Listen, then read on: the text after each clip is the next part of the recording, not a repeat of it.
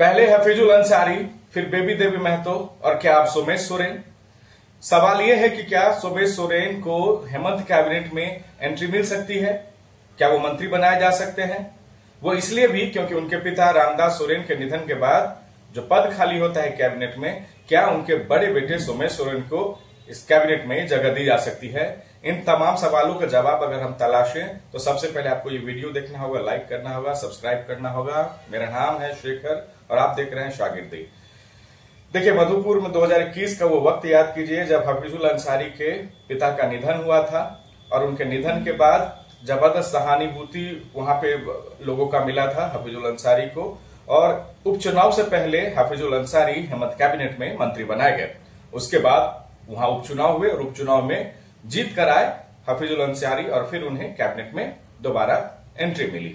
बिल्कुल ऐसा ही हुआ बेबी देवी महतो के साथ, जो जगन्नाथ महतो, स्वर्गीय जगन्नाथ महतो की पत्नी है। उनके निधन के बाद, जगन्नाथ महतो के निधन के बाद उनकी पत्नी बेबी देवी महतो को हेमंत कैबिनेट में जगह दिलाई गई। फिर उपचुनाव हुए, उपचुनाव में जीत कर आई तो फिर दोबारा से बेबी देवी महतो मंत्री बनाई गई। अब जो है बिल्कुल सेम कंडीशंस है, सेम कंडीशन शिक्षा मंत्री झारखंड के रामदास सोरेन के निधन के बाद बिल्कुल वही स्थिति है। चूंकि वो भी एक प्रोफाइल शिक्षा मंत्री मेंटेन कर रहे थे, अभी दिल्ली में उनका हाल फिलहाल में निधन हुआ है, और उनके बड़े बेटे जो हैं सोमेश सोरेन। अब सवाल है कि जो पोर्टफोलियो खाली हुआ है, जो मंत्री का पद खाली हुआ है हेमंत कैबिनेट में, क्या सोमेश सोरेन को वो जगह दिलाकर, वो मंत्री पद की शपथ दिलाकर क्या घाटशिला से उपचुनाव कराए जा सकते हैं, और वो अगर दोबारा जीत कर आते हैं तो फिर से उन्हें मंत्री बनाया जा सकता है। ये रिवाज रह गया है झारखंड में कैबिनेट का, कैबिनेट मंत्रियों का, और खासकर तब जब ये स्थिति होती है जब उनके पिता या फिर उनके पति किसी का निधन होता है, तो उस जगह पर, उस जगह को भरने के लिए एक सहानुभूति का भी जरिया होता है और हेमंत कैबिनेट में जगह भरने की भी प्रक्रिया भी। तो जो रामदास सोरेन हैं, उनके बड़े बेटे सोमेश सोरेन, तो सवाल यही है कि सेम कंडीशन, अगर आप सवाल पूछते हैं कि वो इतने मैच्योर नहीं है, इतने परिपक्व नहीं है, तो जवाब आपको हफीजुल अंसारी से भी तलाशना होगा। जो वक्त था जब उनके पिता का निधन हुआ था, तो वो भी राजनीतिक तौर से परिपक्व नहीं थे।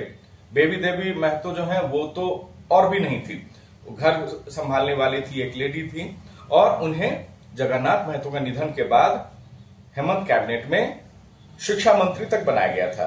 अब सवाल है कि सेम कंडीशन तो फिर सोमेश सोरेन के साथ भी है, तो क्यों नहीं उन्हें इसी प्रक्रिया के तहत जो कंडीशन, जो तस्वीर पिछले 2021 से 2023 तक दोहराई गई हेमंत कैबिनेट में, तो क्या सोमेश सोरेन को उसी के जरिए क्यों नहीं मंत्री बनाया जा सकता है।